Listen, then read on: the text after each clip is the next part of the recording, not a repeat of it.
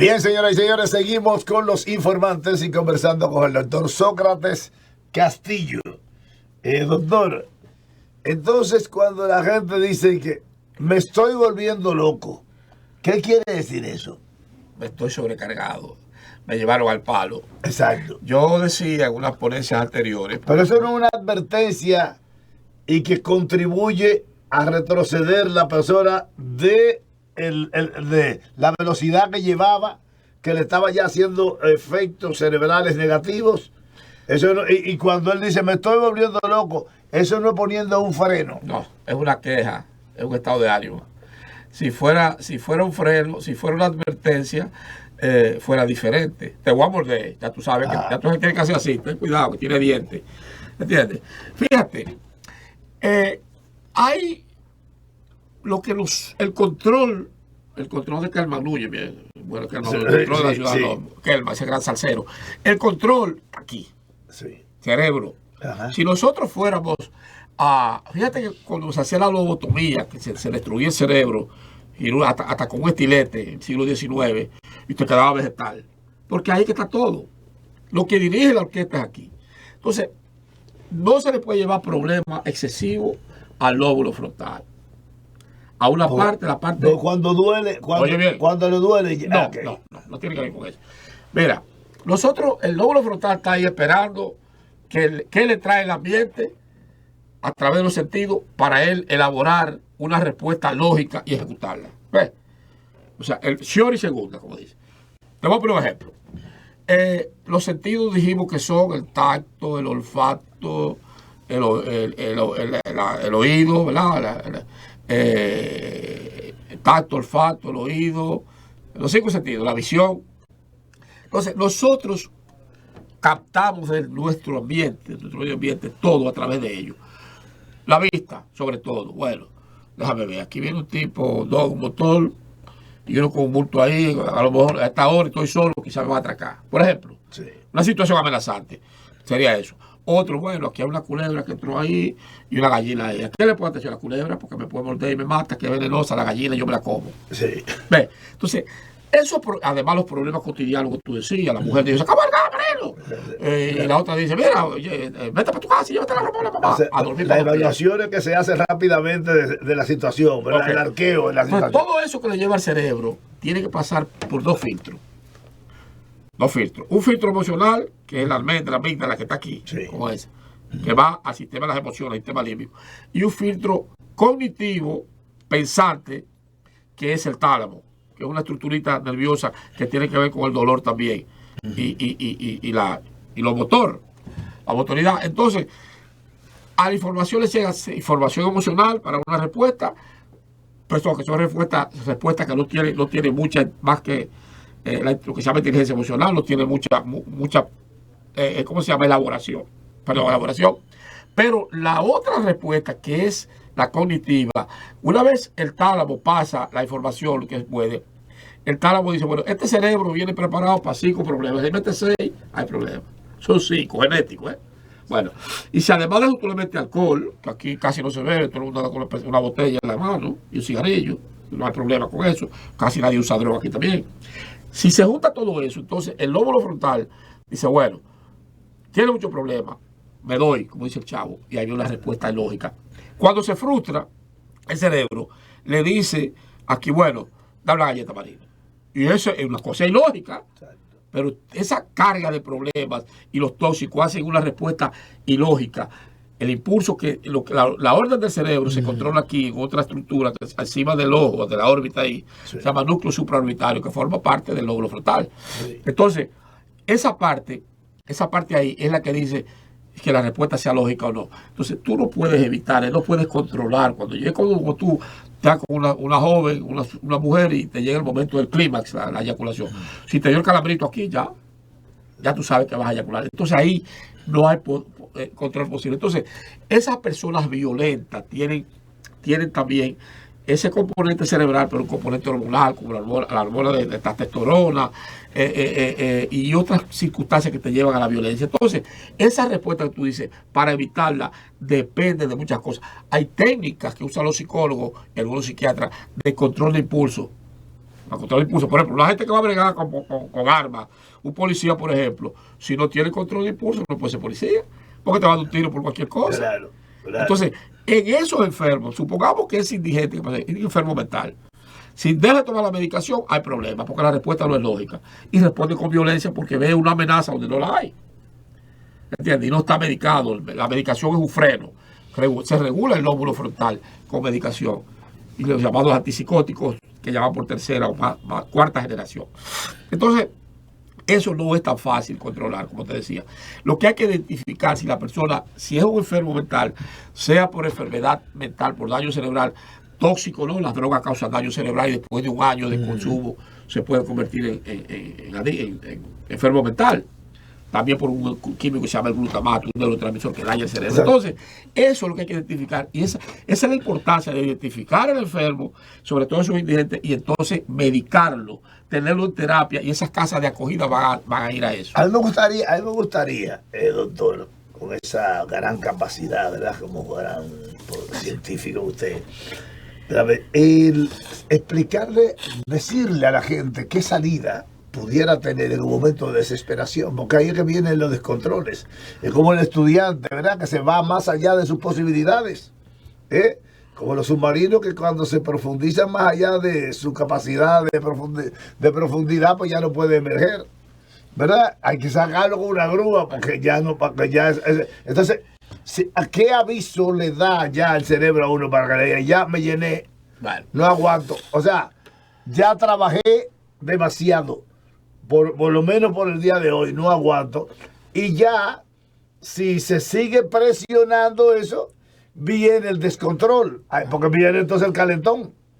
Ahí se calienta el circuito, lo que llama la gente, dice, se le fundió el cerebro, se le calentó un circuito, una cosa, lo que la gente llama. Y precisamente yo creo que anda por ahí. Sí. El problema es, hermano, si tú sabes que tú eres violento, o te identificas como impulsivo, violento, tú sabes que la violencia es primero visual, verbal y física. ¿Y puede una persona saber que es violento?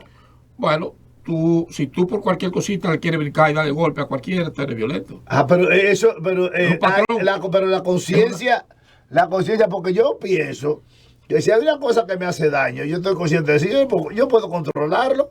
Si el lóbulo frontal está bien. Porque yo pienso que una persona cuando es violenta es porque se sale de control. Tú no puedes controlar cosas, el cerebro que controla tú. ¿Entiendes? Entonces, si se te identifica como violento, mira, hay gente que, por ejemplo, la bebida, el alcohol, los pone violentos. Sí. Entonces, tú sabes eso y encima de eso toma. Pero lo sabes, lo que yo quiero saber es que si la conciencia de esa persona sabe que él, porque eso no es, yo diría que eso no es violencia. Si usted es violento, pero usted lo sabe, porque supone que la violencia, pero no lo reconoce. Pues entonces eso quiere decir que no lo, eso quiere decir que eso quiere decir que hay un descontrol ahí, sí, que él no se da cuenta cuando lo se llama que no tiene conciencia de la enfermedad. No insight. Exacto. Y además viene la cosa de, te voy a llevar al psicólogo. No, yo no estoy loco, al psicólogo. Exacto. Imagínate al psiquiatra. Sí. Entonces, ese es el problema de nosotros, los profesionales de salud mental, que no tenemos, o sea, el daño que se le hizo a la salud mental con la psiquiatría de antes, que era dando, inyectando insulina y que para quitar las voces, y un martillo, choque, y un martillo dándole las rodillas. Te inyectaban trementina de que las mellizas, pues se formaban unos accesos para que el paciente mental le dolía tanto a él que no podía pensar el problema de las voces. Pues eso se llama las mellizas, se llamaba. O sea, eso. O sea, y ese era tan rudimentario, sí, y tan fuerte, tan terrible. Óyeme, así es. La psiquiatría cambió en el 52 cuando se inventó el primer antipsicótico, la cloropromacina, que la inventó la descubrió por Chepa, por serendipity, como dicen los americanos, un cirujano de la Armada Francesa que estaba estudiando el shock hipovolémico cuando tú te desangras, y usando un derivado que resultó de lo que se cloropromacina, se vio que calmaba a las personas. Dijo, espérate. Y ahí descubrieron los primeros antipsicóticos. Y los antidepresivos, que se descubrieron también por Chepa, estaban tratando a un paciente para medicación para la tuberculosis, ¿verdad? Y había uno que se llamaba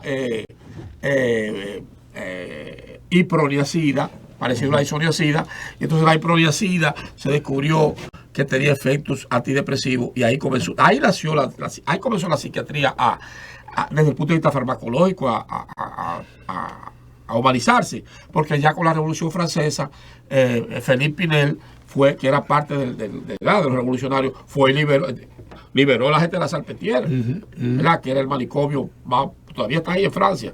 Pero todavía nosotros estamos a nivel de Francia todavía en ese aspecto, porque todavía aquí no se reconoce que la enfermedad mental es una enfermedad igual que cualquier otra. Igual que la diabetes, que hay que ir al psiquiatra.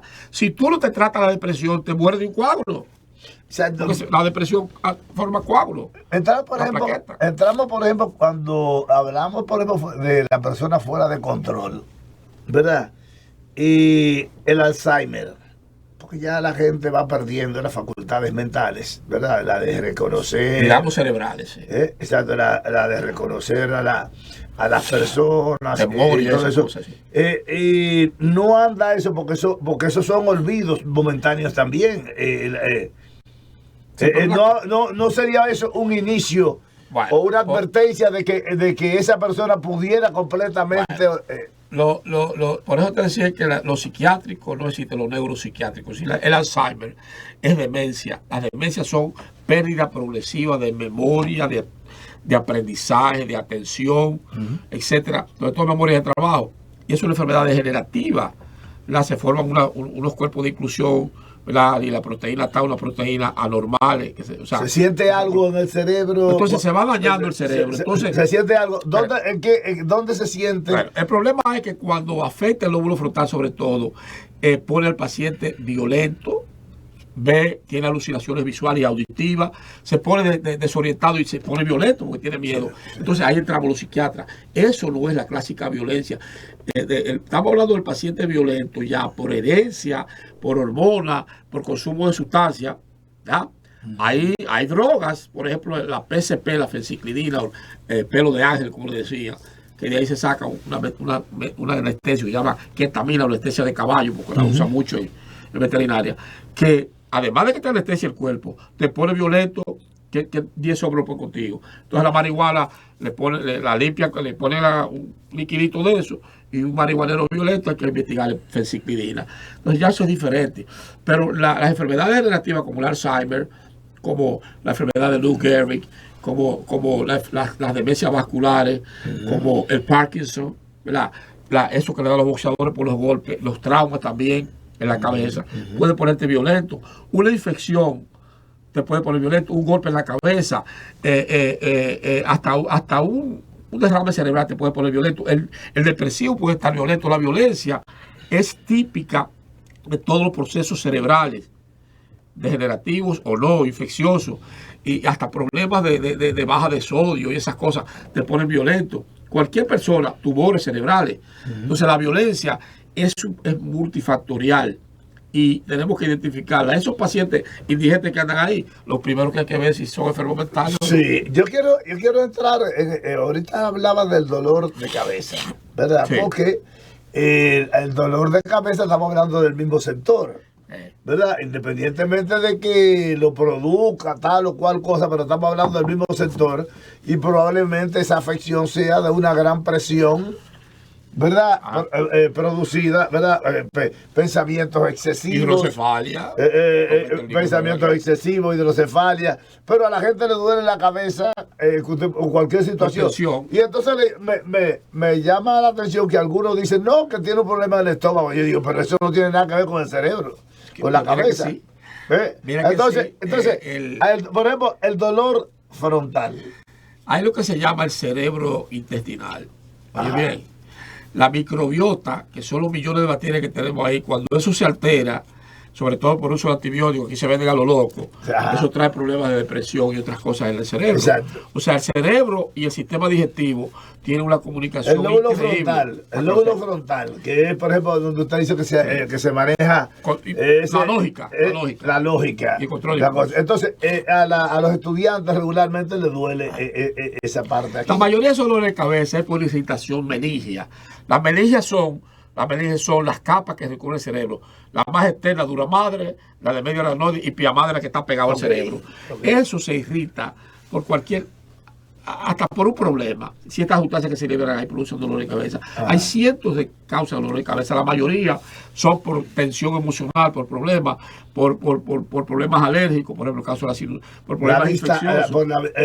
El uso, por ejemplo, de un celular o una computadora puede producir dolores frontales. Cuando la vista falla, tú forzas la vista porque tiene miopismo o astigmatismo, puede tener dolor de cabeza por infecciones, por tumores, los tumores clásicos, dolor de cabeza. Cuando se advierte que es un tumor, ¿dónde son los dolores? Porque, depende, pero generalmente es un dolor difuso en la cabeza, a menos que sea un tumor localizado, lóbulo frontal, por ejemplo. Además del dolor de cabeza, que es terrible y despierta a uno de noche y mejora a medida que pasa el día, también hay diferentes dolores de cabeza en el ser humano. Por eso estamos hablando aquí, yo usted es experto, por ejemplo, eso, en el ser humano, y precisamente estamos hablando para saber cuándo preocuparse y cuándo no, ¿verdad? Cuándo cuándo debe seguir un ritmo normal, si la decisión que debe tomar en ese momento es, por ejemplo, la de dejar por un rato lo que está haciendo y ya eso se va. Mira, el dolor de cabeza típico, por ejemplo, la deshidratación. Hay mucho calor, está haciendo ejercicio. La deshidratación produce dolor de cabeza. Cuando te hidratas se va. La fiebre o una infección se va. Ahora, cuando el dolor de cabeza persiste y va aumentando y creciendo, y te despierta de noche y hay vómito de proyectil, hay problemas visuales, hay mareo, hay náusea, hay parálisis o calambre, entonces ya tú dices, bueno, aquí puede haber un tumor y te cambia la personalidad. Por ejemplo, una persona le cambia la personalidad, una persona con un tumor en el lóbulo frontal, ya eso es diferente. Si es un tumor aquí en fosa posterior, aquí, donde se encontró la presión arterial y eso, que es el bulbo y la protuberancia, y el cerebelo, te causa mareo. O sea, el dolor de cabeza que persiste y que se acompaña de otros síntomas debe ser evaluado rápidamente por un neurólogo y puede tener otras consecuencias. La mayoría de dolores de cabeza, tú te relajas un poco, duermes y se van. Te hidratas, se va. Se te cura la infección, se va. Pero hay que ponerle atención. Pero también es causa de conductas agresivas a veces. Pero como te dije, la agresividad, como te dije, en el caso de este señor que tiró ese, habría que ver, cuando lo apresen, pues lo van a encontrar, llevarlo a una evaluación psiquiátrica y neurológica. Y si es un enfermo mental, entonces está la ley de salud mental. O sea, viene el asunto de not guilty by reason of insanity. O sea, bueno, él está insano, no está lógico, entonces no puede juzgarlo porque no entiende. Eso sería, si es una persona que lo hizo que vivía en la calle, lo hizo por maldad, entonces ahí va a coger la gente cuando ve a un loco o a un enfermo mental, bueno, pero el loco también el loco es despectivo, como adicto. ¿Por dónde viene entonces la palabra de loco? Tú sabes que te pueden demandar. Pero espérese, ¿dónde viene la palabra loco? Porque tiene su significado. ¿Te de jugar a la loca esa, que no era loca nada? O sea, desquiciado. Pero, o sea, que se le va la mente, como dicen. Tiene decisiones ilógicas. Y a eso le llama locura. Pero ya por eso no se usa. Pero también se le llama locura, precisamente. La palabra es correcta. Entonces, ¿por qué despectiva? Bueno, es despectiva porque la gente lo usa para burlarse del enfermo. Tengo un loco ahí, no tengo un enfermo mental. No, pero la gente dice, ve acá, y tú estás loco. La locura no es una la gente lo usa de manera normal. Escuche, ve acá, y tú estás loco. No es que eso vende. ¿Verdad? O sea, tengo 7 locas en una piscina. Porque demencia, ¿verdad? Enajenado, todas esas cosas la gente lo ve como sofisma y lo normal es loco. Pero hay que dejar eso porque hay una ley. Hay una ley que prohíbe el loco. Es así. Antonio Río, que en paz descanse, eso es lo que más le gustaba, que le dijeran el loco. No, y la gente lo toma como despectivo hasta que uno no tiene en la familia una persona con enfermedad mental. Las enfermedades mentales son degenerativas, como el caso de las demencias, son infecciosas como la sífilis, por evolución mental, el VIH. O sea, pero tenemos que acostumbrarnos a entender que cuando tú ves a una persona que luce desquiciado, ¿verdad? Tienes que cuidarte, buscar, y las autoridades ir y llevarlo a un hospital psiquiátrico o a una unidad de salud mental de la que hay. O sea porque que si, en Estados Unidos eso es lo que está haciendo la policía. Que si una persona le dice, usted no es un loco, puede demandarte. Porque si tú lo dices en términos despectivos, sí, te pueden demandar. Sí. Hay un ron que actuando en una promoción en contra del otro, le dice, Barceló, Quito. Y te lo digo, y cuando dice, por ejemplo, una rifa loca, o sea, es como ¿cómo se llama? Los angelitos negros, porque los angelitos blancos. Exacto. Magia negra, porque no magia blanca. O sea, siempre se usa el respectivo, el dominicano y chechoso. Bueno, qué bueno, qué gusto siempre hablar con el doctor Sócrates Castillo. Gracias, cuánto uno aprende con él, una riqueza tremenda de sabiduría.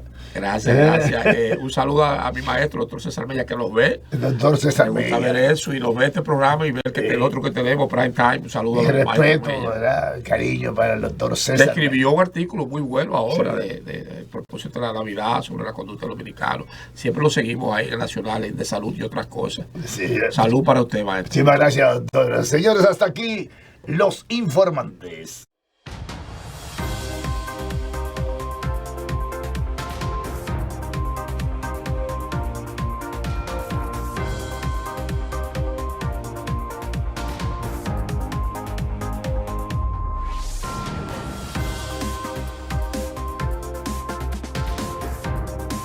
Los informantes de Marino Guzmán.